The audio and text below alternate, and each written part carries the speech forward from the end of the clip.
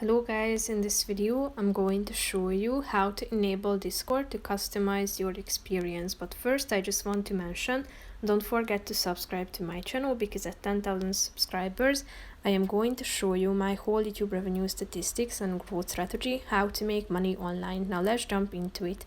First of all, open the app on your phone, then click on this emoji button down below on the right side corner of the screen. After that, click on privacy and safety. Scroll down and here you can find the use data to customize my Discord experience button that you can turn on by clicking on it. As you can see, this setting allows the app to use information such as who you talk to and what games you play to customize Discord for you. If you are interested in it in more details, click on this learn more about it here section. So that's pretty much it for this video, guys. See you in the next one. Bye bye.